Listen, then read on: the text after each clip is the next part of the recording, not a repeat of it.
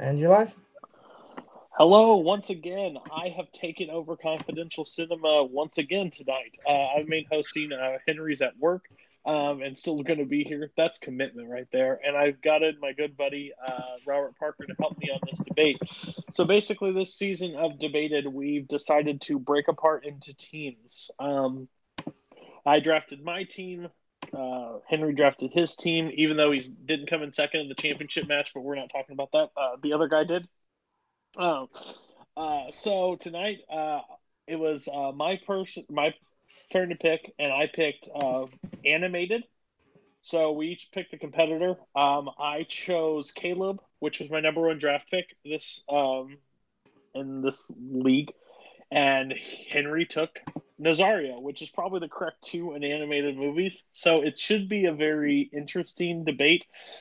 Each opponent got to each opponent and the judge got to pick a question, kind of veered towards them that they for sure to win, and then Mike Hanley came up with the third question, and I just unbiased came up with a pitch question. It's going to be shorter than the normal rounds, but it's first to seven. It's first to four. Seven questions total is in the match. So we're going to start off with Robert. He's here. He's on my team. He's going to be unbiased because he hates Kaleb. So how do you feel like this is going to go? You're a fan of animated movies, so do you think this is going to be fun? Yeah, absolutely. I mean, these are guys, both Nazario and Kaleb, know animated movies pretty well. This is my first time on the Confidential Cinema channel, so I'm really excited to be here and kind of be judging along with this debate. Awesome. And Henry went away, or he might be there. Are you excited? You're at work, but you're even helping your channel when you're at work, so that shows how committed you are to this channel. Well, it's one of those situations where nobody could else do it, so it's kind of worst case scenario, but it'll be fine. I'm pretty sure we're all going to be unbiased. We're the best judges around. Nazario, we didn't really work well together, so I'm hoping that if he gets his ass kicked, it'll prove that he needs a manager, or if he doesn't, then it'll prove that he was my number one draft pick for a reason. So it's win-win either way. Caleb's going to talk a lot, and he's going to be crazy, and Nazario's going to get in his head, so it's going to be a lot of fun. Yeah, the other person that you drafted back to back was Robert Parker, and I've already taken him back into my team, so that's the reason for that. Kaleb, we'll go to Kaleb next.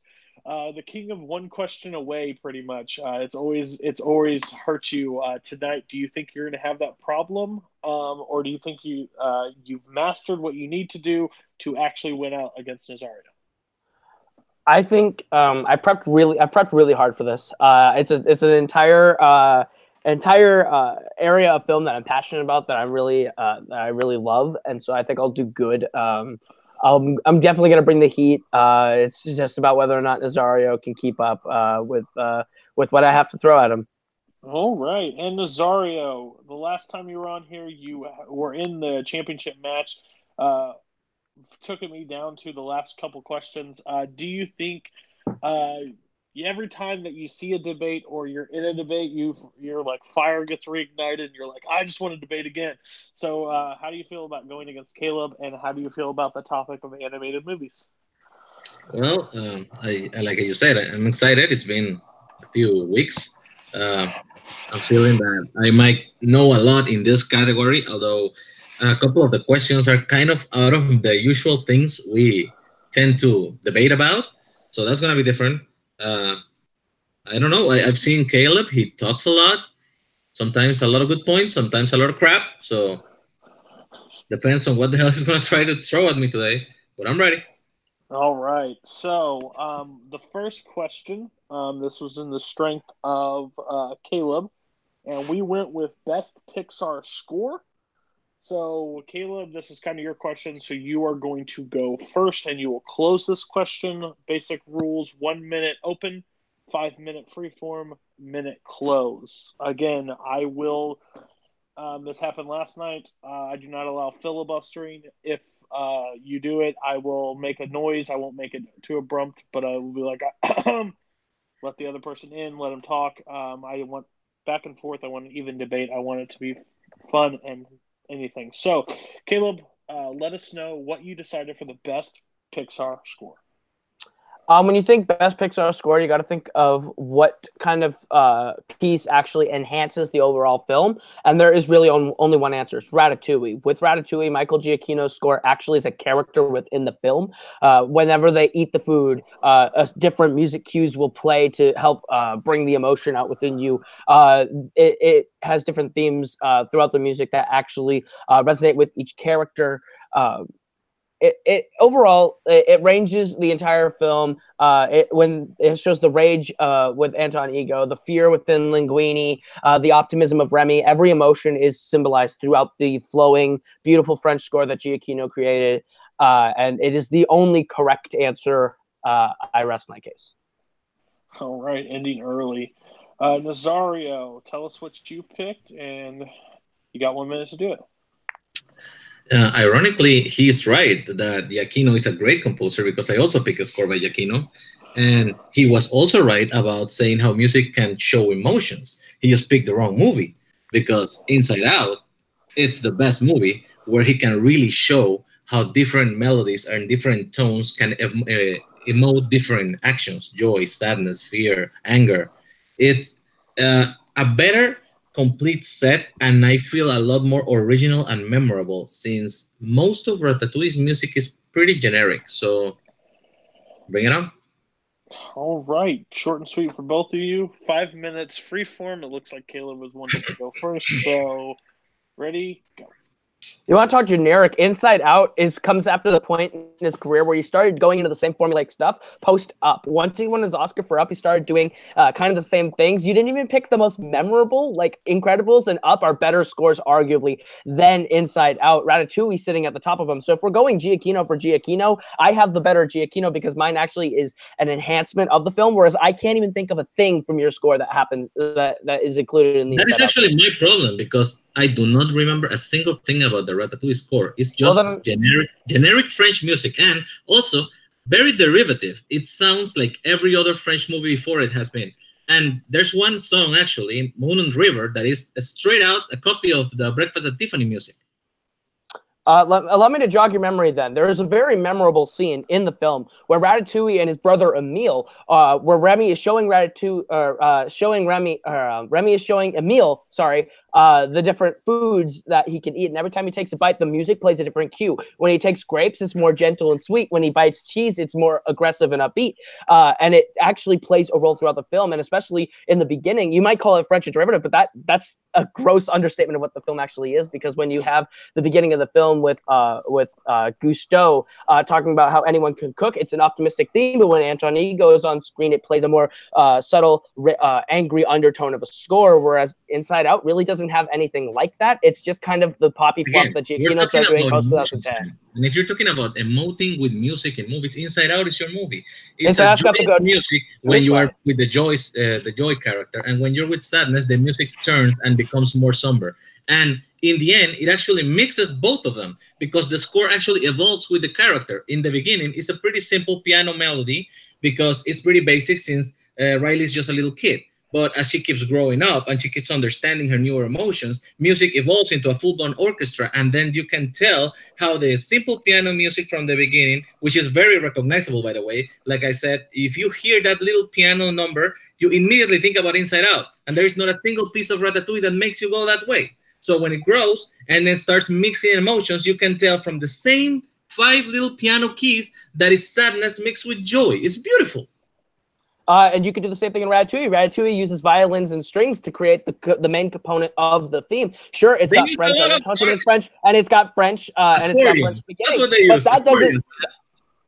The violins and the strings combined make for a memorable theme. I could sing you the Ratatouille theme. I can't hum a single thing from Inside Out because Inside Out score is generic. It's everything. It's everything. It's everything he's done post. Everything he's done post Up. It's Jurassic World. It's Tomorrowland. It's the same scores as those. It's not as memorable as Ratatouille, which actually got him his first Oscar nomination, where Inside Out wasn't even considered for that. So if you want to go for best, pound for pound, I have the best Giacchino. Giacchino's score actually plays a role in the film. It actually enhances the overall scenes that happen. Whereas with Inside Out, the music is not important. You're describing the screenplay when you're talking about the emotions, not the score. The story is all about the emotions. The music reflects the score. You can actually turn off the dialogue and realize what character is in the scene just by the music.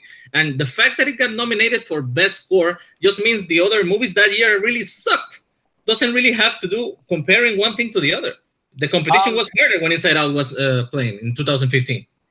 I wouldn't say that Atonement is a bad score to go up against. When you look at the rest of the nominees that year, it's actually a really hard year for Ratatouille. Inside Out's score wasn't nominated, and that's because it wasn't as good as the other scores that came out that year. Hateful Eight, better score. But we're talking Giacchino for Giacchino here, and mine does more for the overall film in terms of like building character and building story and enhancing when Remy is talking about the foods and the emotions. And it's all there with the score, whereas with Inside Out, it's not memorable. You're talking about the emotions. The emotions. Why are you arguing about memorable? You keep bringing up this French score that it sounds like every other French movie before. Like I said, it's very derivative. It actually lifts Songs Right of Henry Mancini's Breakfast for Tiffany score and just makes it a little different, so it sounds French. And why so many fucking accordions, man? Accordion is not even like a national instrument of France, but it's just overdone. And like I said, not memorable. You cannot even have a single Ratatouille song, man. Yes, I can. Ratatouille's score is the dun da da da dun da da da dun da da da dun. The thing with your Inside Out score is the exact same Giacchino thing that he's been doing for the last 5-8 years. It's not that memorable. In fact, it's one of Giacchino's lesser scores that he's done post 2008. It sounds just like everything he's done once he got his Oscar for Ratatouille. Ratatouille informed the rest of his career because it's amazing. Yep. I think me and Henry picked the right two debaters to go against Pixar. This is pretty heated. 1 minute closing. Nazario, you're going to go first and make it count. The little piano ballad that opens the movie is perfect. It encapsulates the feeling of joy of being a kid. And the music goes escalating from just piano to adding more instruments to a full-blown orchestra, just like the character grows up in the movie. It's beautiful. It's instantly recognizable. You can put 10 people in a room and 8 are going to recognize Inside Out. Nobody's going to recognize the French randomness of Ratatouille. It's very generic. It's straight up steals songs from Breakfast at Tiffany and feels very derivative. And I really don't understand why so many accordions. Why so many accordions, Kaleb? Okay. He wants to know why so many accordions. Kaleb, you got 1 minute whenever you start speaking.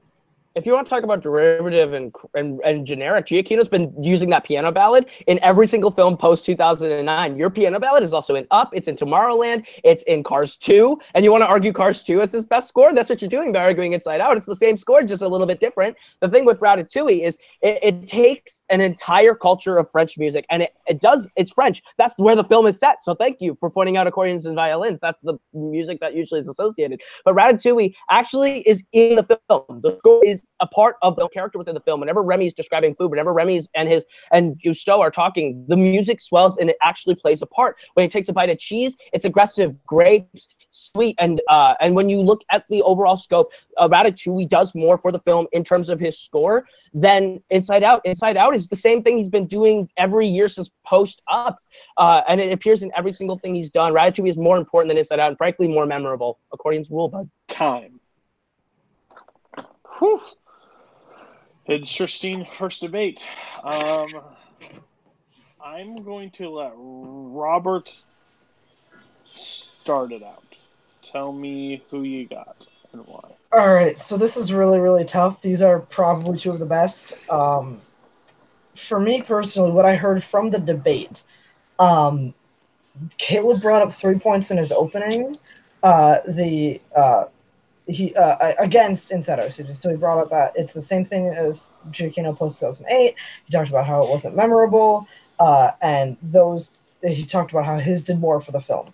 And he didn't say anything else besides those 3 points for the entire rest of the debate. He said those 3 in his opening, and then he's very repetitive. I thought Nazario actually brought more to his debate as the debate went on. He had his opening points for sure, but I think he expanded on those and just talked about more things throughout the rest of his debate instead of just hammering the same points. So for those reasons, I'm going to give the first point. For me, my vote to Nazario. Okay. So I'll go to Henry next. Henry. So they went back and forth. A lot of the things that they're saying is subjective, kind of opinion based, like, oh, it's not memorable, or oh, this one's better. If you go on GQ, it's a ripoff, blah blah blah. But that's just, if you think of scores, that's going to happen. So I kind of canceled that out. The thing that I'm harping on the most is Nazario was talking about how when you think of the different emotions, you think of their scores and their themes, and you can turn off the dialogue and you can just hear the score and you can hear the characters. So that really stuck with me. So even as it was, I'm going to give the edge to Nazario. Okay. So Nazario will take the first point of this. I would have technically given it to Kaleb, but it's not for bias at all. It's just for the simple fact that I think he just mentioned a ton in the movie. Yeah, there wasn't a lot of knockdowns, but I think the main knockdown that that Nazario brought up was just that it was too many accordions. It's not memorable. It was a lot of opinion based. But again, you can go either way. I understand the viewpoints. So Nazario is up 1-0. Going into the second question. Second question is kind of loose base, but other than the traditional animation style, what is the best stop motion / claymation? Okay, pretty close on Henry's side. So stop motion, claymation, whatever you want to go type movie. And Nazario, you're going to start. Kaleb, you will close. Kaleb, you'll go next. When you want to know the best stop animation movie of all time, I think there's only one right answer, and it's The Nightmare Before Christmas from 1993. It's a classic. It is an original, imaginative movie that was not afraid to turn convention upside down about what makes a Christmas movie, what makes a Halloween movie, and what is appropriate for children.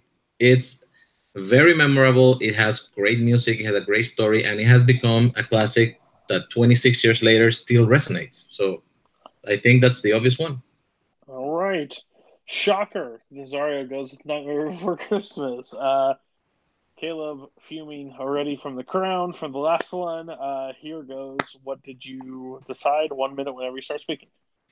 The thing with The Nightmare Before Christmas is that it's a really cool idea, but it's ultimately an underdeveloped hour and 16-minute long film that's devoid of heart, passion, and kind of looks cool, but it doesn't keep you engaged at all for the entire hour and 16 minutes. It's got a forgettable music and overall forgettable story that has a really cool concept. The correct choice is one of the top animated films of all time, one of the Oscar-winning best animated features of all time in The Curse of the Were-Rabbit. The film is full of passion. It's full of heart. It has an actually good, full fleshed out story about a mystery. It has a lot of character development with Gromit and Wallace as they try and hunt down what is this were-rabbit, what does it want, and the twist of the film with it being that Wallace is the were-rabbit and how Gromit has to go head to head with his best friend in a way that he doesn't want to, in a way that Wallace can't control. It's a really great story. It's full of whimsy, full of charm, full of heart, and overall it is the most fleshed out and correct choice for the stop motion claymation field, whereas Nightmare Before Christmas is just a cool idea that falls flat pretty hard.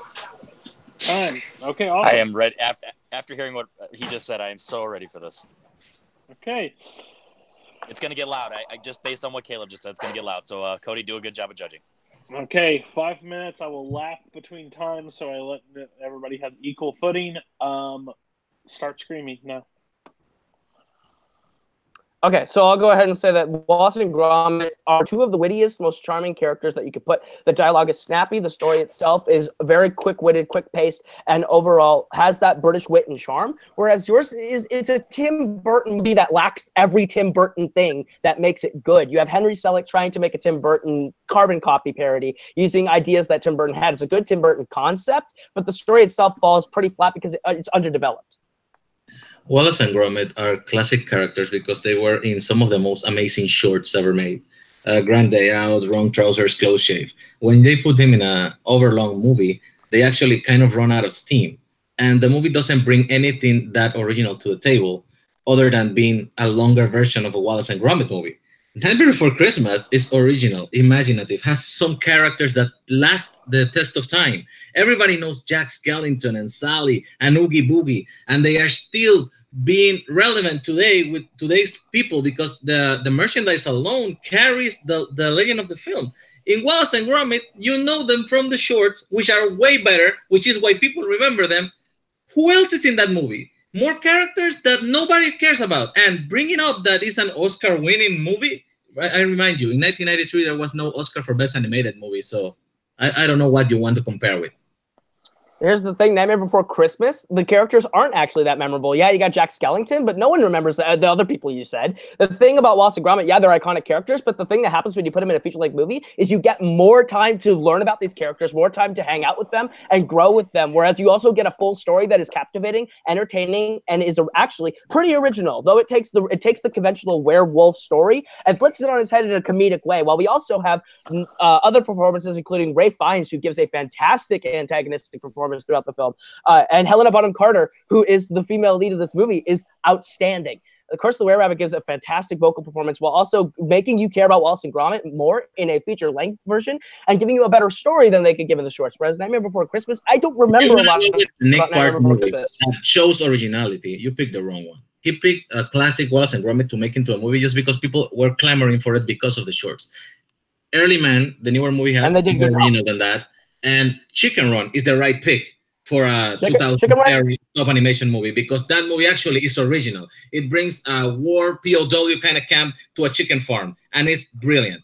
Nightmare Before Christmas is a complete movie. It's a little fable that tells the story of how people who are inside of Christmas, Halloween Town just want something different. It has memorable music. You can even to this day hum, "This is Halloween," "What's this, what's this," "Making Christmas." Everybody knows these songs because they're classics.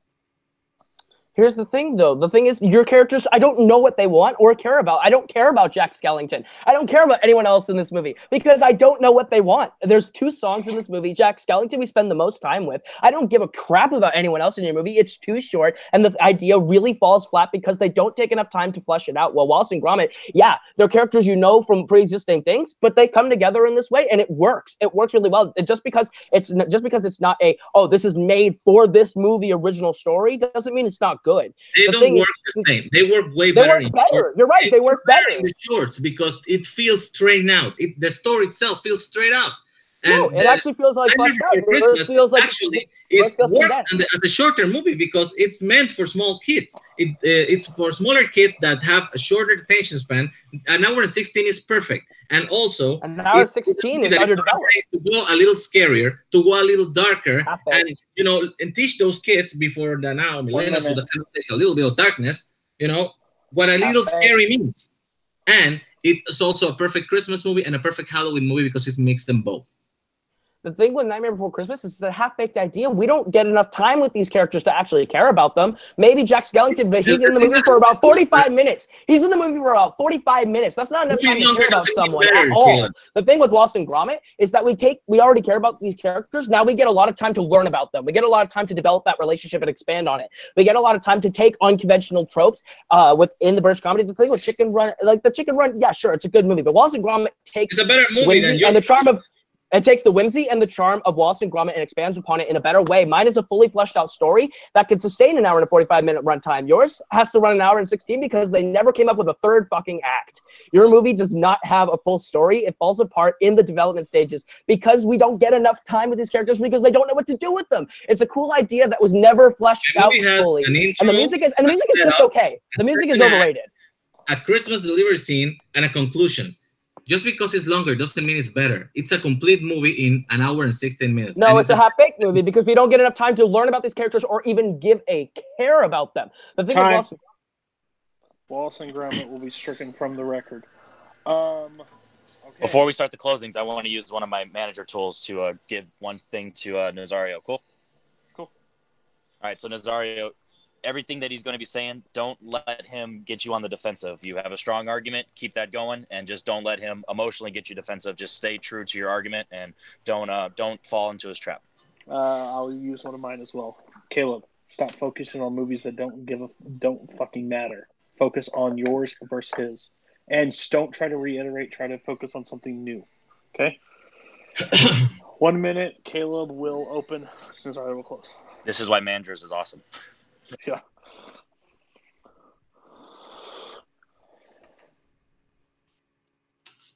at the end of the day, Wallace and Gromit: The Curse of the Were-Rabbit is a fully fleshed out story. First, second, and third act that makes you care about the characters all the way through. That injects twists, it injects heart, and it injects an actual fully fledged story with arcs and characters that actually matter, that you actually care about. The thing with Nightmare Before Christmas is that it's a half-baked concept of an idea. It's a really cool idea for a movie, but it never fully pays off anything. It never really gets you to care about these characters or invest in these characters because we don't have enough time with them. Overall, it's a really cool idea that Tim Burton would have done really, really well with had he actually sat down, written an actual script, instead of sitting down with Henry Selick and saying, hey, this is a cool idea, right? Over a couple beers. The overall idea is that Danny Elfman and that music, overall, it's only iconic to a select group of people. It's not an overall great song selection. It's not an overall great movie. Overall, the film is just ultimately a cool idea with some nice songs here and there. But Wallace and Gromit is a fully fledged story with characters you care about that actually has whimsy, heart, and inventiveness. Whereas Nightmare Before Christmas overall falls apart because it was only thought of for a night. 1 minute, Nazario. Make it count. My movie is imaginative. It's original. It stars little monsters and it's for little kids. And it has a complete story. He wants to change something. He goes to Christmas and he learns why he cannot do it. He has to go back to Halloween. It's a fable. It's a little short, yeah, because it's meant for little kids. But longer movie doesn't mean better movie. If not, The Postman will be a fucking masterpiece, and it's not. It has characters that have stood the test of time. It basically keeps Hot Topic in business 26 years later. Jack Skellington, Sally, Oogie Boogie, the mayor. He didn't name a single other character other than Wallace and Gromit in the fucking thing. He kept on naming the actors because the actors are famous, but he doesn't even know the character because he doesn't know that story. The story really doesn't mind anybody else. And yeah, Nick Park has made better movies. When he really cares, he puts it in. I feel like Wallace and Gromit was more like a commitment he had to do because people loved the shorts, so he felt obligated to make a movie. Okay. Awesome. Henry, I'm going to let you go first on this one. All right, so pretty much what I got from this is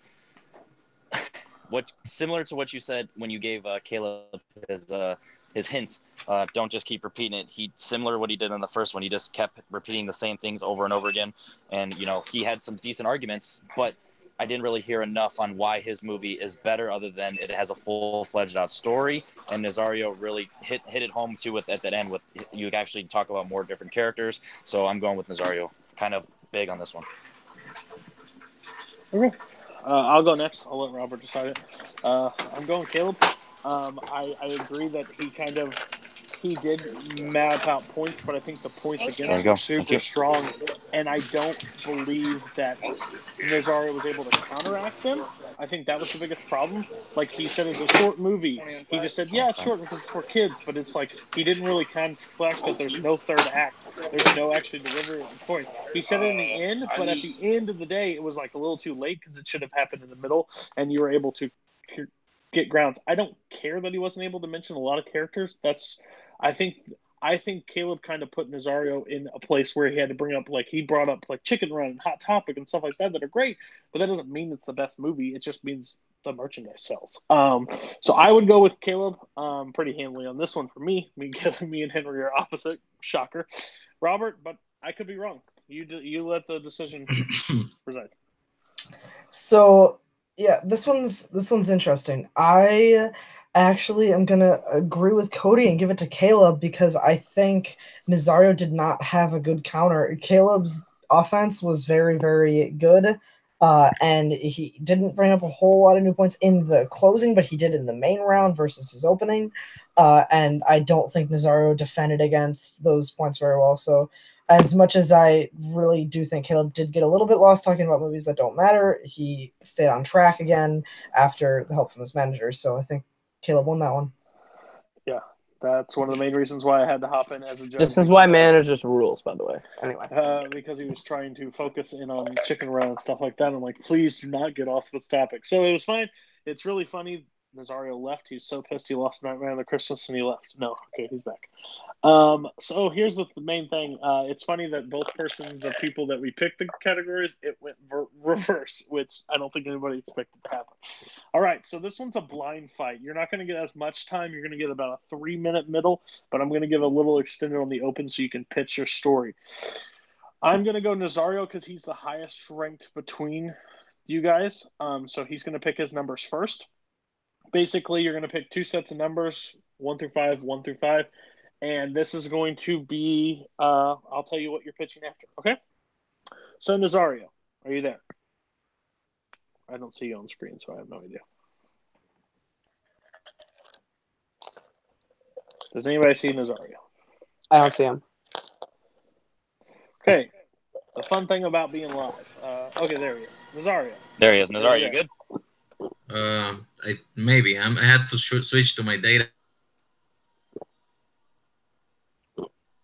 Oofa.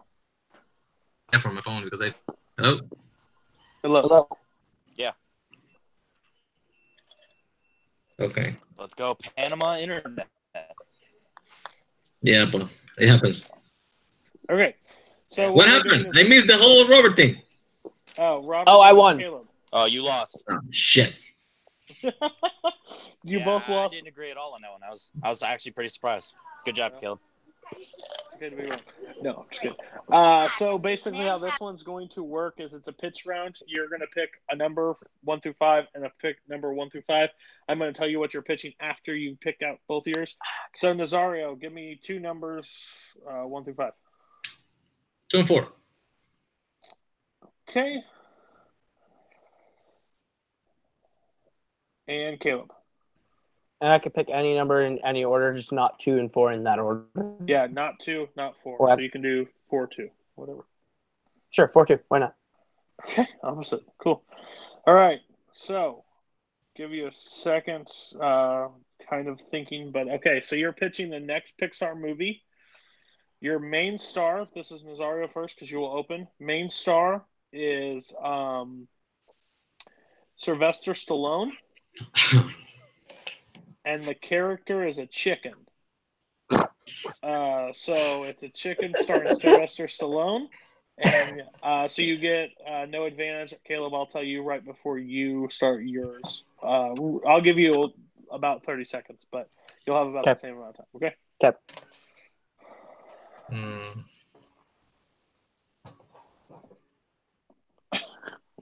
I had a lot of fun with this one, just to be honest. This is insane. Give me a second. You're fine. What did I miss? What is it? So Nazario is having to pitch a new Pixar movie starring Sylvester Stallone, and he's playing the part of a chicken.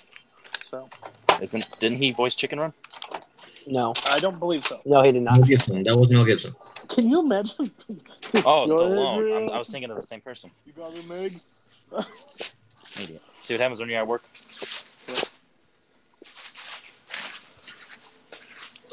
There you go. All right. Sorry, I'm gonna need at least an opening. You have time after Caleb starts to get some more. So, I'm gonna say one thing.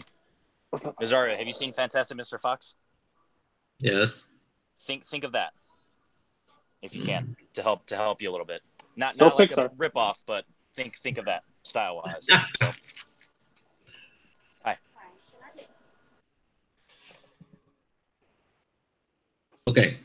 So, this is a movie that's going to be set on a farm, and it's going to be about a young innocent pig that just arrives to the farm, and it doesn't really know what's happening or why he's there, and he just learns these horrible stories from all the other animals about how they keep taking them and eating them, and then he finds this crazy POW type chicken hidden beneath the barn that is voiced by Sylvester Stallone, that has been alive for the last 15 years and is gonna try to teach this pig all the ways he has to evade the farmer so he can keep hiding and keep being alive, surviving all the other prisoners, which are basically the farm animals. Okay, pretty cool. Try to, while you're thinking of it, try to think of a title for your movie.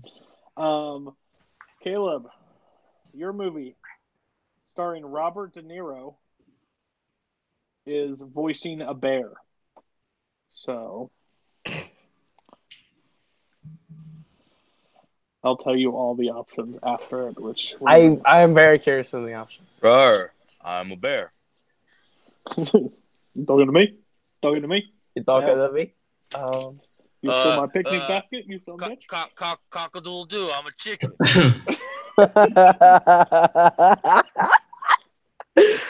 Don't you get it? It's funny because I'm a chicken. That's why it's funny. There's no eggs coming out of my butt.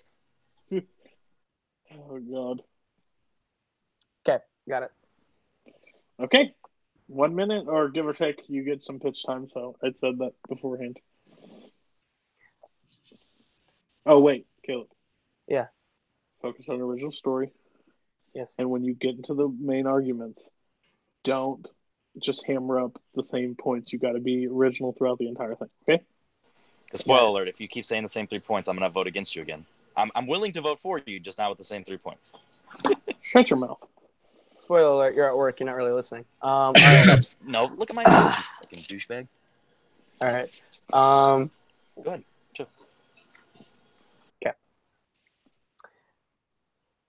We're going to set this thing in the redwood forest of California. There is, when visitors come to California, they come to see the majestic forest of the redwoods, right?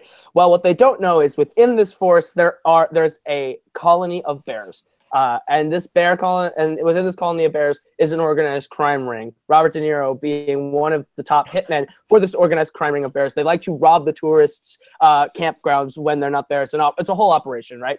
And Robert De Niro, he has a conscience. He's not into doing it. He believes that there's good in humans, and why would we be hurting them? They never do anything really to us. While the head of this mafia is like, look, they're polluting our forests. Like, why wouldn't we stop them and hurt them?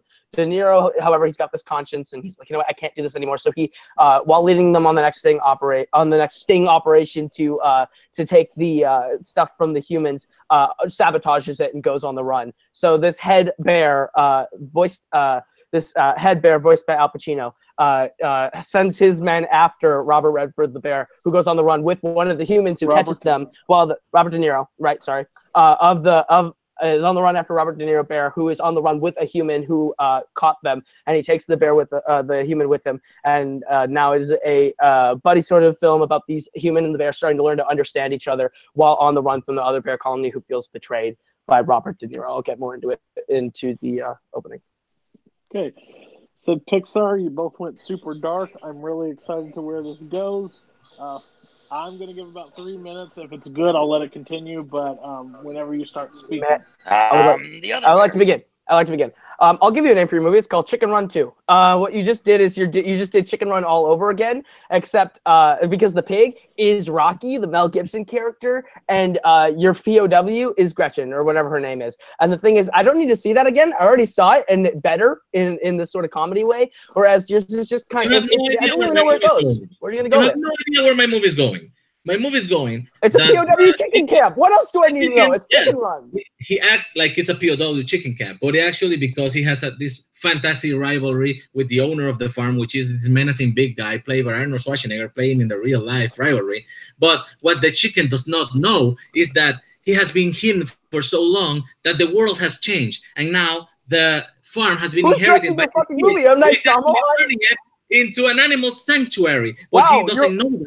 M. Night Shyamalan, The Village Part 2. It's Chicken Run and The Village put together, everybody. Okay. The heart of the movie, because Pixar always brings heart to the movie, is because it's gonna twist the story, and it's gonna be a big reveal in the end. And he has been training this pig like in all these survival techniques for so long that he doesn't have realized that when they finally know that the owner has died and the new owner is the kid, it's all for nothing, because the kid is ruining this animal sanctuary out of the farm that his dad inherited from his father. So this is why my movie is called The Last Drumstick. Okay, what you just did is took Chicken Run, you took Burn After Reading in The Village, and you put it together, because everything that you just said, ultimately the entire plot of your movie does not matter in the end, because in the end, whatever, they're fighting for nothing. You just said that.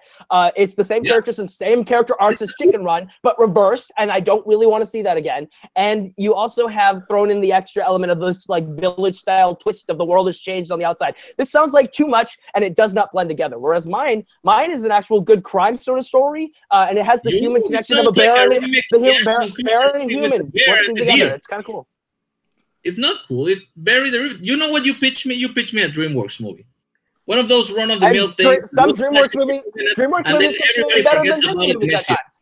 You pitched the DreamWorks remake. Here's the thing: DreamWorks movies can be better than Disney movies. And my movie would fit fit into the realm of Pixar here. My film would fit into the realm of Pixar because it takes the human connection element that Pixar is very well known, and it takes a villain who is compelling, and no one's really wrong between the two of the stories, and that's what Pixar's really good at. Pixar's really good at giving you two different kind of sides to an argument of a story, and presenting it where either one could be right. It's just the fact that we're following Robert De Niro. And the thing is, these characters would be compelling, and it'd be a really interesting story to see the humans and the bear and the human on the run, while also seeing this organized crime ring of bears in the redwoods. This is a really inventive thing that Pixar would do, whereas yours is it's them making Chicken Run 2. Like a mix between Goodfellas and Midnight Run. We can play this game all night. At least naming all their movies that sound similar to the things we're talking about. At least the two things that you said actually work together. Your things don't work together. And it will be forgotten in about 6 months. And have we forgotten Midnight Run and Goodfellas? I don't even remember who starts in the movie. In my movie, we have this whole funny story. Preaching is trying to expand on what Pixar usually does. It starts as an action comedy, and then it turns into a sweet story about this old man who changed his ways, gave the farm to his kids, who's trying to make amends for it, and how all the animals keep living in the end in peace with the humans. It has heart. It's what Pixar does best, and it goes a little out of their box because it tries to be an action comedy at the same time. The thing is this: you're pitching me things that don't work together. The thing is, at least when you said Midnight Run and Goodfellas, we're still talking about those movies, and those two things actually work together. So thank you, that helps my movie. Whereas your movie is trying to put a lot of different themes from a lot of different movies together that don't really work. Overall, your movie is a lot of unnecessary twists. The thing that you said about the human connection with the thing is the last 2 minutes. You twist. Yeah, that one twist is at the very end of the movie, and you're trying to pitch that twist as being the entire movie. I'm not interested in that. The thing with mine is it's giving me something that at least we haven't really seen done in animation before. It'd be a fun thing that Pixar would do. Expectations and turn it into something different. That is exactly what they did with Up, with the story that you thought it was about a flying house and ended up being about going on an adventure with a little kid and finding a rare bird. About what family. I hated that. You're pitching me another Up now? I'm not into that. No, I'm just saying that they have evidence that they can take stories that don't seem to go together and make it work, because that's what good filmmaking is. You're just pitching fucking DreamWorks movies. You're making a movie that in fact, you haven't told me anything else. You haven't told me who else stars in it. I don't think you haven't even said the title. Did you say the title of the movie? What is the title of your movie? My movie stars Al Pacino and Robert De Niro. Title? How about this? Why don't you shut the fuck up and let me pitch? Because I didn't talk over you. Here's the thing: my entire movie here is focusing about what is the right thing to do, and it focuses on human connection between people who shouldn't be friends, people who shouldn't be together. What's that about? Hey, they did that with Toy Story. That's kind of a Pixar thing, isn't it? That's so a Pixar you're saying thing. that you're remaking Toy Story based on your logic. Oh wow! Thank you for twisting my words. Here's the thing. This is the same thing you're doing. You're trying to every movie a Pixar about an original idea to try to sell a crappy idea by saying it's something else's remake. You haven't given me literally just pitched Chicken Run. You just pitched the title. POW Chicken. Why the hell are you making POW Chicken 2? I don't need to see it. I don't need to see it. I've seen it. It's a DreamWorks movie. It doesn't fit with Pixar. The thing is, this actually is all about human connection, about human stories, and it does weird things that we've never seen before, like crime bosses. Weird things. Time. That got more heated than any other thing that we talked about before. The last drumstick versus still don't have a title, Caleb. So please pitch me a title. Okay. But you're going to you're gonna go first, Caleb. No, you're gonna go second. Sorry, yeah, I go second. Yeah. Just because of 1 minute ago? Yeah, because you had the first question, so just we'll reverse the close on this one. That's fine. Nazario, you'll go closing first on your drumstick. Pixar is always trying to extend their reach. They have tried to make. They're trying with this to make an action comedy. The pig that is voiced by Seth Rogen becomes friends with Sylvester Stallone, who has this whole trauma about being in the farm for so long and being surviving for so many years because he used to have this rivalry, mostly imaginative on his side, with the owner that was Schwarzenegger. And when they finally caught the pig and they realized that the owner has died years ago and the thing is a sanctuary, the little boy who is now the owner, a teenager, explains how he loves the animals and he wants to do something different than his dad did. kind of like make amends for it. And the chicken finally realized that he doesn't have to run anymore. He doesn't need the pressure, and he becomes friends with the owner, because that's what Pixar does. They brings love to the movie. They makes a good family film. Also, Caleb's movie is very basic. He didn't give me a title. He didn't say anything other than going on the run with the bear. And I don't know, it keeps sounding like a cheap version of a Pixar movie, which is what DreamWorks does. And then a couple of years later, nobody even remembers what the movie was about. Okay, time. Caleb, 1 minute whenever you start. My movie is called Redwood. It stars Robert De Niro as this grizzly bear who decides to betray everything that he knew when he worked for Al Pacino's crime ring, and he goes on the road with Tom Holland, who is this human who is staying in the camp. And when Robert De Niro sabotages his own operation so he can get away, he ends up going on the run with Tom Holland because Tom Holland is a witness and he has to save the kid's life. And the two end up becoming friends. It's about connection between people who shouldn't be friends, people who shouldn't work together. It's an oddball sort of story, while you also get Al Pacino and Robert De Niro back again doing what they do best with crime. It's Pixar. It's Pixar all the way through and through, because it's about human connection. It's about things that shouldn't work together. It's about how to become better human beings, and that's all Pixar does. I don't see DreamWorks really doing that. Yours is just taking DreamWorks' Chicken Run movie and tying a little bit of Burn After Reading in the Village to it, and it really doesn't fit the Pixar mold whatsoever. It's just taking it's taking outside tropey things that really don't work. It sounds like a Blue Sky animation movie, if I'm being completely honest. Not even DreamWorks. I don't think DreamWorks would even pick up your movie. And also, I don't think I got a title from you. I keep hearing POW chicken throughout the entire pitch. So I think that's what you called it, and I'm not interested. The thing with Redwood is that it's all about heart, human connection. Would give us a story that we haven't yet seen with crime bosses and mafia and humans coming together in Pixar. Together in Pixar. Doesn't count. This one's super rough for me, because you both pitch movies that I wouldn't want to see at all, and that's the rough part. This is why I love those three judges.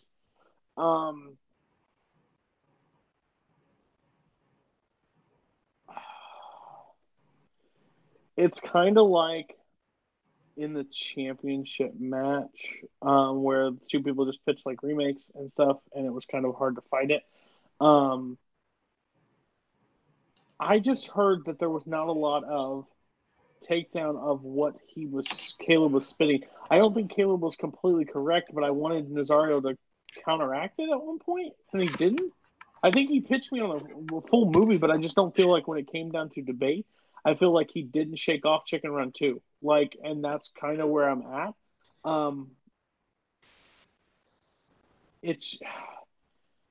I think he gave me more of a story, but then again, this is debate where you have to battle for it. I was waiting for somebody to say Pixar takes risks when they do movies, and this could be something that they would take a risk and do, especially two of those bold choices like a POW camp and like a crime entering. So I have to give it to Caleb.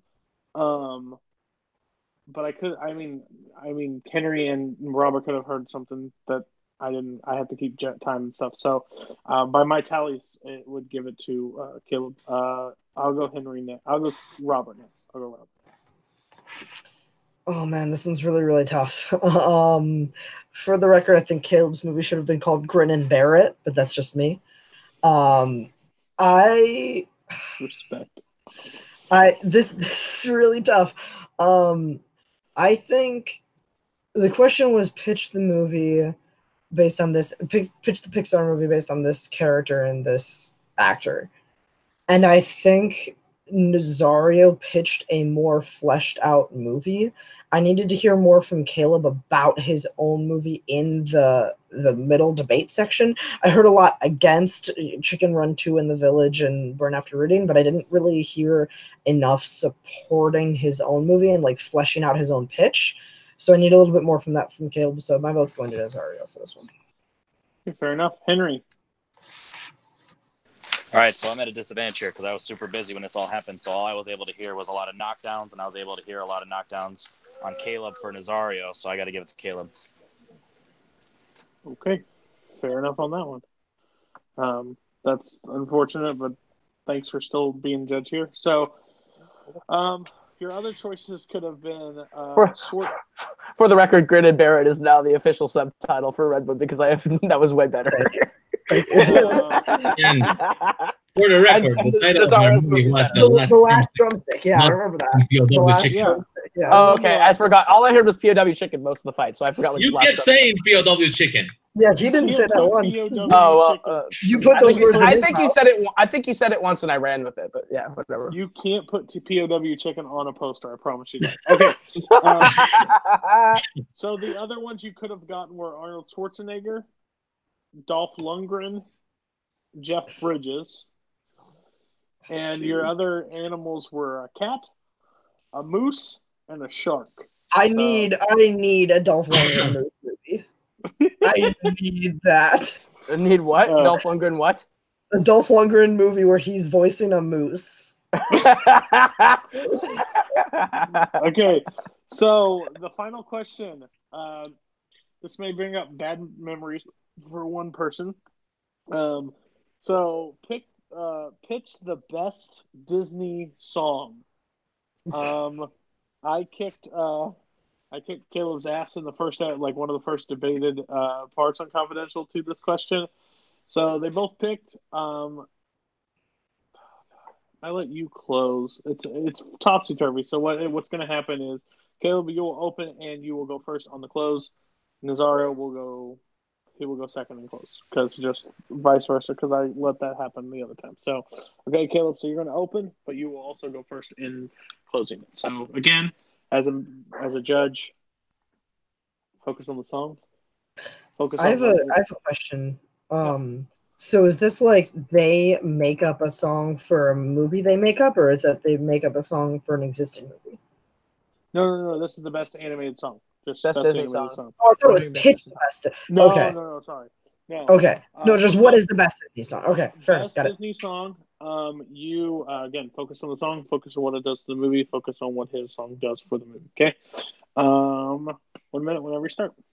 Or if Henry needs to say anything to Nazario, we'll start.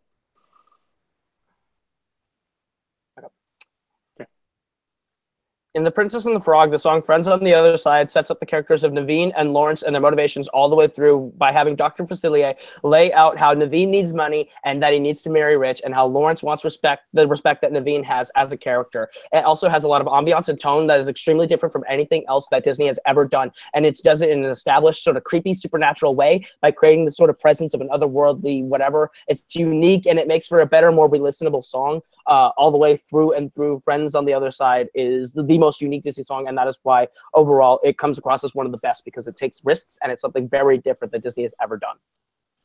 Okay. Friends on the Other Side. Verse. Nazario, what do you got for me? 1 minute whenever you start speaking. Far and away, the best song Disney has ever made is The Circle of Life from The Lion King. Talking about different, it's a song that starts with an African chant, and it embodies the spirit of the movie like no other song in any other of the Disney movies does. It essentially what the message of the film is in song form, and it gives it to you in a compact version that stays with you, gets in your head, and it becomes memorable because you always will link that movie with that song. So, Circle of Life. Yeah, let's do it. No, Savenya. 5 minutes whenever you start speaking. Okay. I'll go ahead and start by saying this. The Circle of Life as a song does not totally work. It makes for better score. Here's the thing. Elton John is not a composer, and that's what he tried to do. He tried to make an opening scene for the movie. I would rather you take that opening scene because Circle of Life basically underscores the entire opening. Why not give it to the composer of the film, Hans Zimmer, who could make a more uplifting, better score for the movie than what Circle of Life did? Because as a song, it's not a catchy song. It's not a re-listenable, sing-alongable song. It's just basically score for the opening of a movie that would have been better in the hands of a real composer instead of Elton You John. say it's not a singable song, yet everybody in every city, in every place in the world knows the entire lyrics of that song. Really? It's such a memorable song that when they decided to remake that movie with live action, they only put the same thing on the trailer and everybody instantly knew what it was. It embodies the whole idea of the film. You're picking a song from a B movie that is The Princess and the Frog that nobody really remembers. And you pick the song from the villain, which is not even the one that got more recognition for it. if you looked at the nominations for the Oscar in that year, that movie got 2 songs nominated, 2 songs, and none of them were your song. What are you talking about? We're not talking about best movie or best whatever. We're talking about the songs here. And here's the thing: "Circle of Life" is not a great song.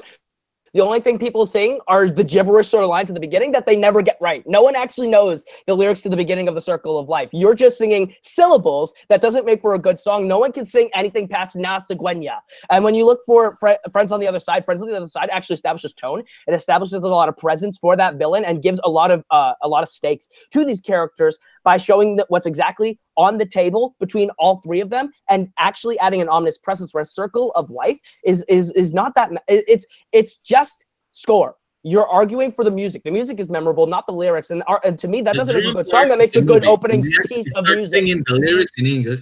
When the day we arrive on this planet, everybody knows that because it's memorable. It's what you remind from it. You just hear a couple of chords from the song, and you instantly know the movie. You know you hear the lyrics, and you know the message of the movie, which is that life is a circle. You were born, you grow up, you die, and your kids inherit your life and starts all over again. Your song. You have so many freaking options, Kaleb. You could have get Friends Like Me, Be My Guest. If you even study the damn Colors of the Wind, man. Everything of those things are more memorable things you can really remember and sing. And yeah, I bring back to, it's not saying that the movie is a bad movie. I'm just saying that the songs from those movies that got actually recognized for being good movies, other songs got more recognition than the one you picked. Here's the thing, Nazario. With Circle of Life overall, we're not talking about, like, with my song, it's about what that song does for the movie. It might not have been recognized by the critics that year, and that's their fault. They didn't realize the brilliance that Friends on the Other Side does. When Keith Davids sings in his baritone voice, "Don't blame me, blame my friends on the other side," it is horrific. It shows the trickery of how these 2 characters that we're introduced to, that have so much at stake in their lives and so much that they need, just got swindled by this charismatic guy. And it is a fantastic song all the way through. I've heard covers of it, I've heard performances of it that just show how great this song and underrated this song is. And it is one of the best of all time by establishing the tone. Whereas with Circle of Life, you're inferring a lot of that based on research of film in general, and having to look up the lyrics of what the African lyrics of that movie means. I don't want to have to go to Google to look up what a song means, dude. The main lyrics of the song that tells you when you arrive to the planet, you blinkly tape into the song, and the world is so big, there's more to see than you will ever see. And I don't hear those lyrics because there's animals mooing, dude. I don't have time to hear the lyrics of that song. Oh, so I only know when you're playing it, there's the fucking demons in the back that take all the attention because it's a beautifully animated song. I'm not going to argue against that. You have all the shadows and the demon taking shape around the facility that everybody keeps watching at that and stop paying attention to your song because it's really a forgettable song. It brings nothing. The song is Down in New Orleans. That's the song that introduces Naveen and actually tells you what he's doing and how he's supposed to develop in the movie, not Friends on the Other Side. That is just 1 minute. I think with Friends, you're completely wrong. Friends on the Other Side actually is the one where we find out that Naveen has to get married in order to get his wealth back. And we find out that Loris, who the real antagonist of the film, is being duped because all he wants is to be respected. Facilier is the character that really shows us what is at stake in this film. It brings the threatening tones of this movie to life, whereas Circle of Life really doesn't do anything. It is underscoring animals mooing and moving towards a rock. No one is listening to the lyrics of your song because they're too busy listening or watching the animals move towards Pride Rock and watch Rafiki lift Simba over the head. No one really gives a crap about your song because the only songs they can remember. The shadows in the back as the animation is beautiful and the song is just forgettable.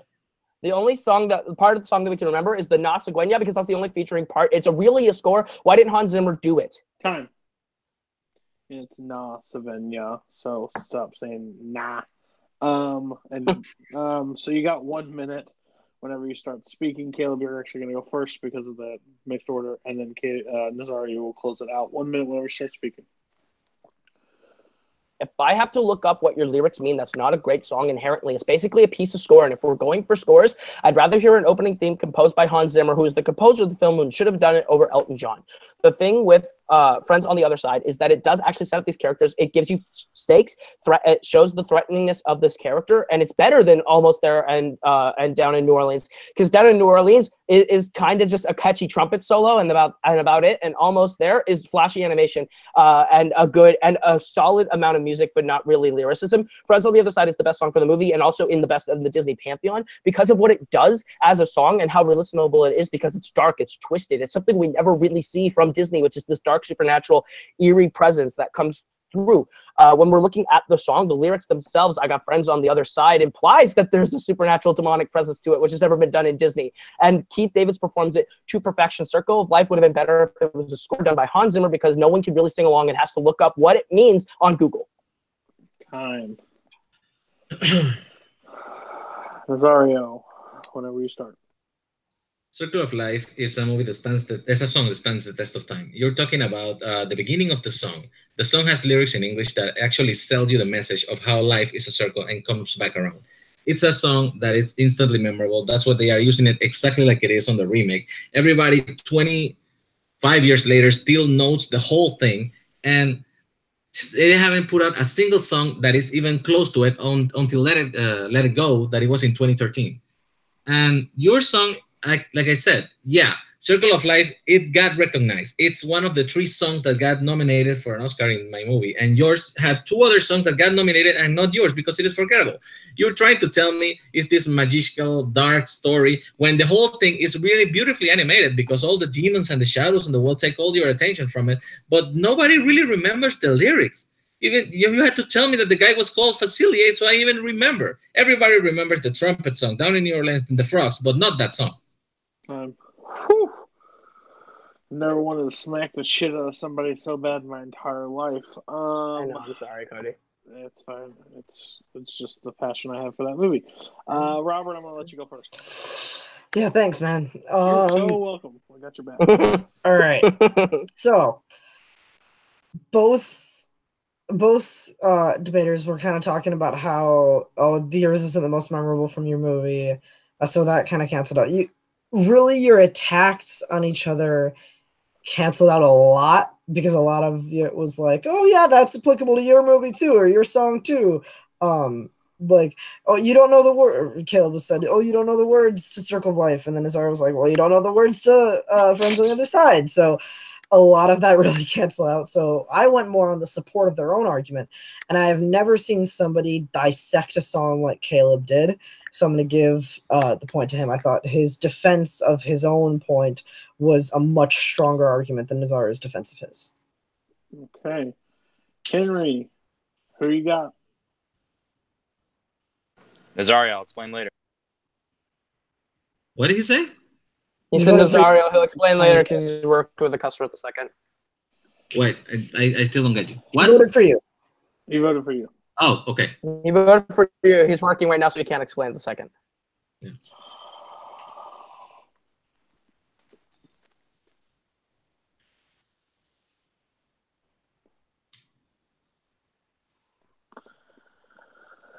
This puts me in a terrible, terrible spot.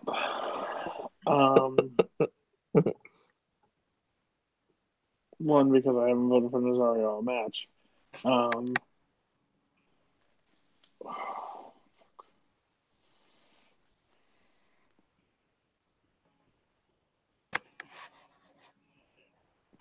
I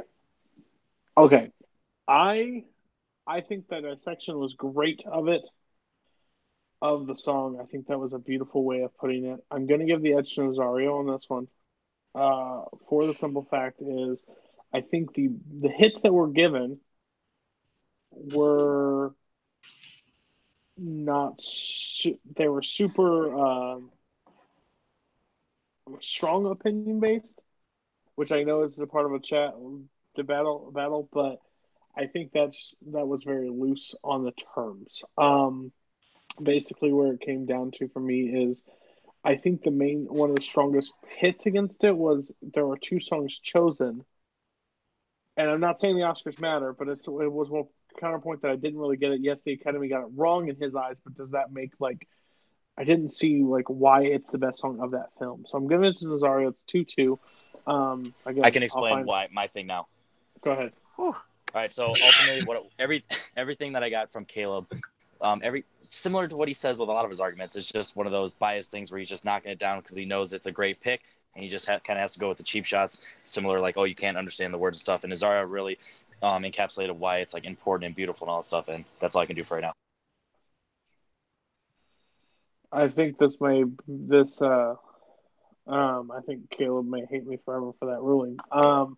But it's okay. I just want to say, the moment Robert was like, I've never heard a dissection of that song, I'm giving my point to Kaleb. I muted, cammed off, and double fisted the air because I won Robert on one of the most BS arguments I don't believe in. Okay. Which is backing up exactly what I just said. So yeah. I don't feel bad. Yeah, exactly. No, don't feel bad. It was completely I feel like you sold the song, and I don't feel like it's a bad choice where you were going. I feel like you just missed some points that you could have totally hit him with. But it's neither here nor there. Robert actually has the questions. He wrote them, so I'm going to let him introduce them. Don't I? Yes. So I'm going to let you introduce them. You can pick the order that you want to go. I think... actually, before we move on, I do want to give credit to Kaleb because actually that is probably the best song from that movie because... absolutely the best Princess and the Frog song. I do remember Friends from the Other Side, so it's okay. Cody's pissed off now because he's pissed off now because it's almost there in his opinion, and I'm just really surprised you didn't go for something Renaissance like Beauty and the Beast or like Make a Man Out of You or my Colors of the reasoning for Wind not going. I didn't go Hero. And I didn't go opening because then we're comparing similar songs, and I hate comparing similar songs because then you can go for the close to the chest. We're basically punching each other in the ribs for 3 minutes. Well, then let's talk about which one has more influence on the plot. And Circle of Life has no influence on the plot, while all of the others do. What I wanted to do is focus on a villain song, and I went through. Me and Cody went back and forth on a million villain songs, and I almost went Hellfire. But if I went Hellfire, I had to pick Heaven's Light, and Heaven's Light is not great. So yeah, I can't take Heaven's Light, which would have been a big opening weakness. So yeah. Anyway. Sorry. All right. Move on. Speed run now. Hold on, Henry. What's the time format and speed? Is it 40-30? 30-20? Whatever you want. We'll do 30-20. 30-20, sure. So the first one to speak, Robert will explain it, but whoever says it gets it and goes for it. So what's the score right now? 2-2 or 3-1? 2-2. All right, 2-2. So we're doing speed round. Obviously, you guys know how this works. I'm going to say the question. You shout out your answer. Whoever says it first has to argue first and has to argue their pick. Obviously, the other person has to pick something else. You get 30 seconds, 30 seconds, 20 seconds, 20 seconds. Then we make the ruling. Fair enough. All right, so your first question. Who is the best animated Disney princess pre-2000? Belle.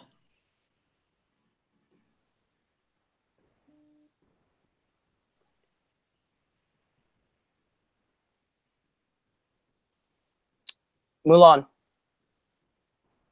All right, Belle versus Mulan. Nazario, you spoke first. We're starting with you. 30 seconds on the clock.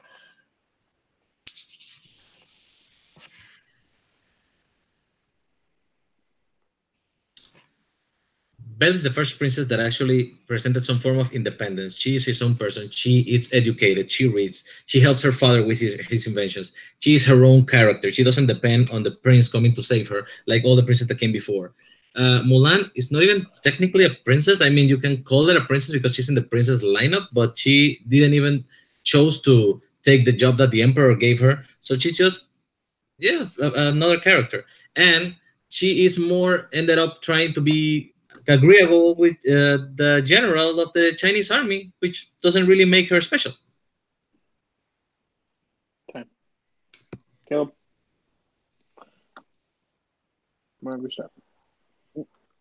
Mulan does everything that you just said in terms of not having to rely on a prince. It takes it one step further by saving the prince in the movie. Mulan is the first proactive Disney princess. You might want to call her a princess, but she's in the lineup. The thing is, Mulan actually is the hero of the story. She saves an entire friggin' nation. She takes down the villain on her own. She does not need anyone's help in doing this. All the problems that she faces are internal, and that's what she has to face is herself. That's what reflection is all about, and that's why she crushes it throughout the entire film. She is the driving force of the movie, and overall saves a whole country and does it all on her own. She doesn't need anyone's help because she is a freaking badass princess. Badass princess was stricken from the record. Nazario, 20 seconds. Whenever you start speaking. Mulan is a different kind of story. There's no war in Beauty and the Beast, so that's why Belle doesn't save anybody, but she does come back for the Beast, because the Beast is actually the victim in this part of the story. And yeah, Mulan does get help from Mushu, from the gods that protect her. She has the little cricket thing, and time. 20 seconds whenever you start speaking. Mulan has friends, but they're not an influence in terms of her actually doing the thing to save the day. Belle actually needs the furniture to save the Beast, not her. And the thing is, Belle is there to serve as the love interest for the Beast, and the Beast's story is more important than Belle's story. Belle gets pushed off in the second half of that movie. Mulan is the driving force of the entire movie. She does more she protects her father, she protects the country, she does more for her friends and overcomes her own demons in the end as a badass princess. Badass princess again is stricken from the record. Fucking shit, Cody. Sorry, you don't know how to stop when you're supposed to. I got it in there. I'm going to go first. Kaleb gets this one. I think Kaleb took a strong approach to it. Kind of, yes, you can consider her not, but Disney does, so you can't really say much. And kind of explain why she is the best princess. Kind of explain why she's a badass princess, but I don't think there's much difference. So, Henry, I'll go to you next. Nazario.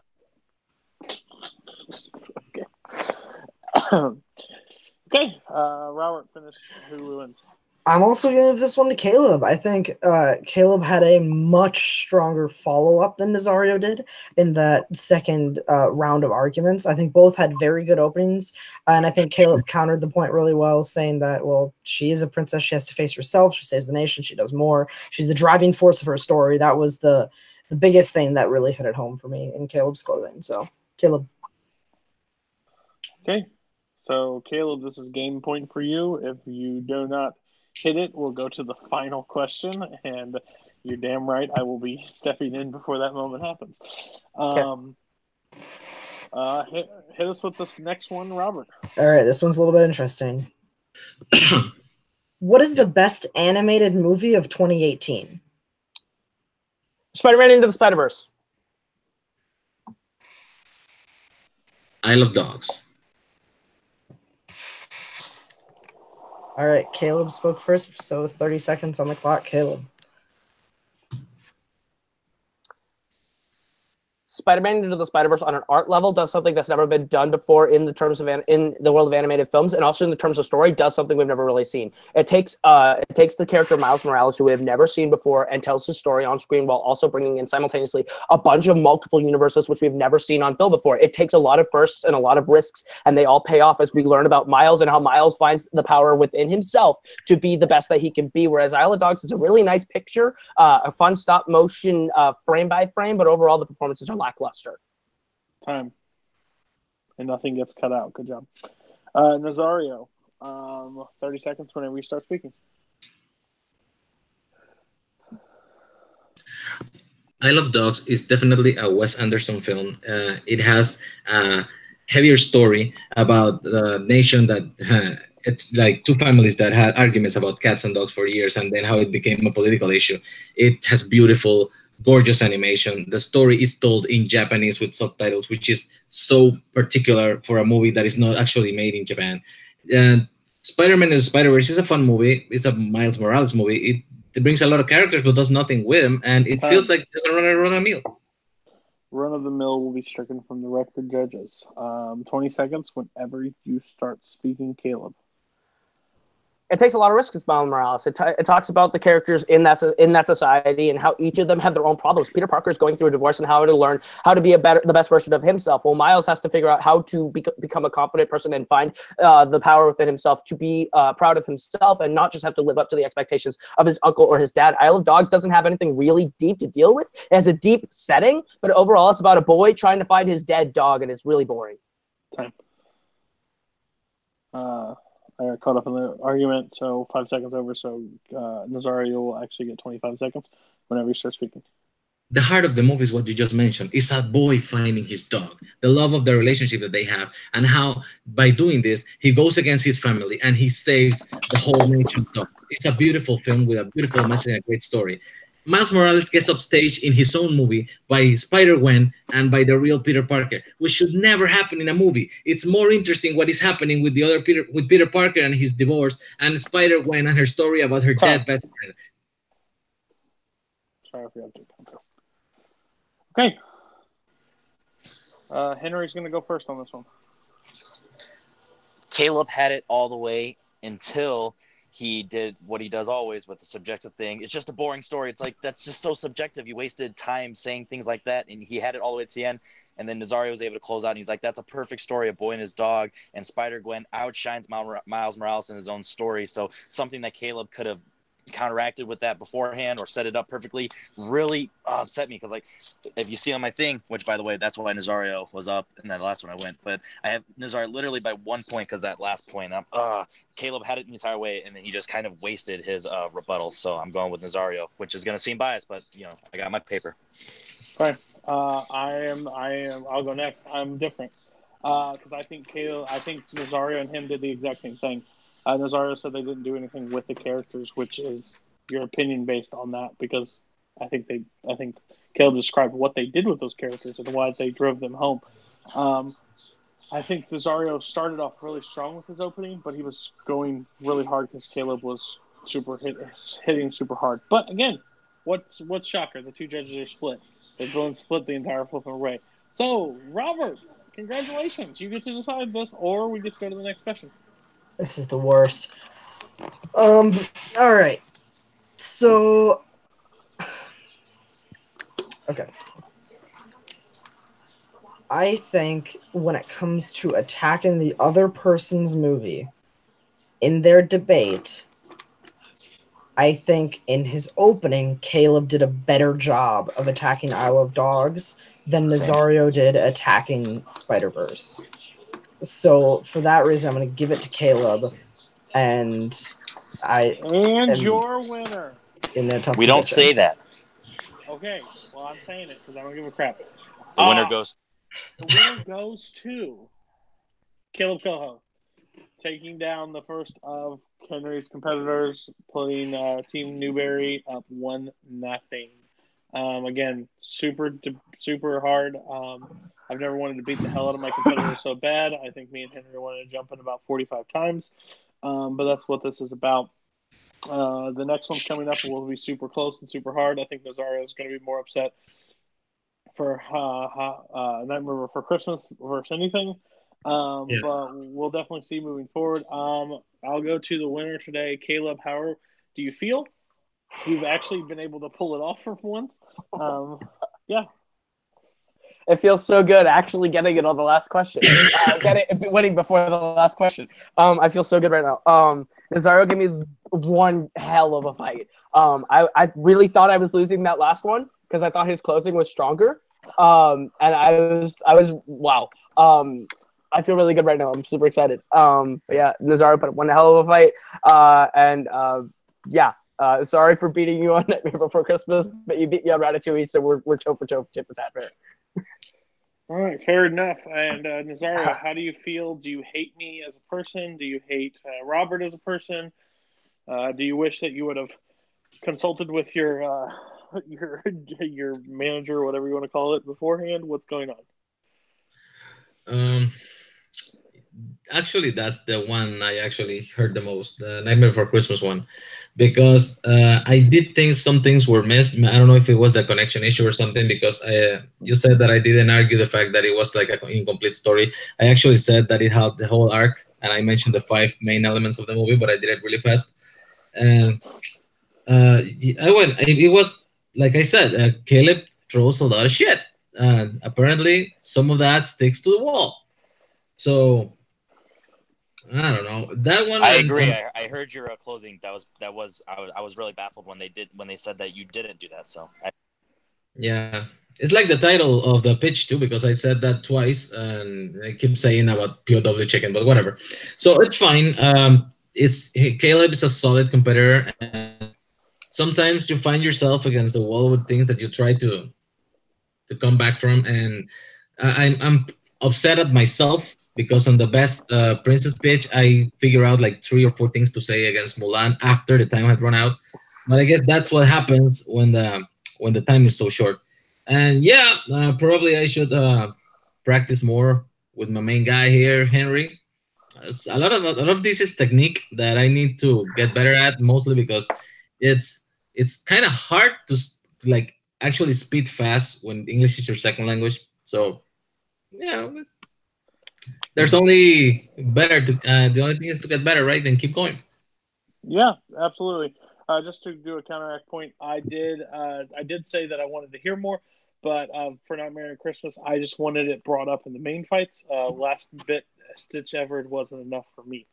But again, hopefully we get 3 judges so that me, Henry, don't have to be on call, and we can just sit there and yell at you guys when you guys do something stupid. But I think this debate was really strong. I'm going to go to Robert. How do you think today went? Yeah. This was stressful. You reminded me why I don't like judging. Like, I'll do it, and it's fun to be here, but it is stressful. But I enjoy it. Caleb and Nazario obviously both know their crap. They're obviously here for a reason. And it was fun watching them fight it out. Are you looking forward to getting to the ring to face off? Yes. Okay. I figured that would be the case. And Henry, you're probably pissed off and you're having to work on top of it. So, how do you think it'll win overall? And are you excited for the next match? Honestly, there was probably only like 2 or 3 debates that I actually, or no, 1 or 2 that I actually totally disagree with. The rest, I understood why it went any way that it went. So I'm not upset with the conclusion of the match. I disagree. I just believe that it should have, like the Nightmare for Christmas, I didn't get that 1 point, and the Circle of Life, I was really surprised that you guys. It's unfortunate I couldn't really talk about it, but those are the only 2 that was really like oof. But yeah, I actually challenge you, Cody, one day. We should watch this together and react to it and judge it unbiasedly and see if anything changes, because I'm curious to see, what we think. But it was a great debate overall. I gave Nazario the point on Circle of Life. Oh. Well, there's something said. It was one of those. Yeah, that's fine. Don't look at me crazy. I'm at work. I'm doing my best. You're fine. I appreciate you being here. Okay. Anything else? That's all right. 286. First debate of the judging of the 2 coaches. The debated managers. That's what it's called. Debated managers. So I'm up. I guess we can announce it. I'm going to announce it because I don't care what Henry says. The next one coming up is going to be Jacob versus Jake in an Academy Awards kind of debate. And then the next one you have looking forward to after that, we'll do the next 2. Robert the Hobbit Parker is taking on the Mean Queen, Jen Kemp, in comic book related movies. So those are the next 2 that you'll get down. Please like, comment, subscribe. Henry does a lot of good things on this channel. He needs more support, needs more views, so please come check him out. And yeah, Caleb actually won, so he gets to. Where's that with that? So, congrats, Caleb. Newberry. Have a good one.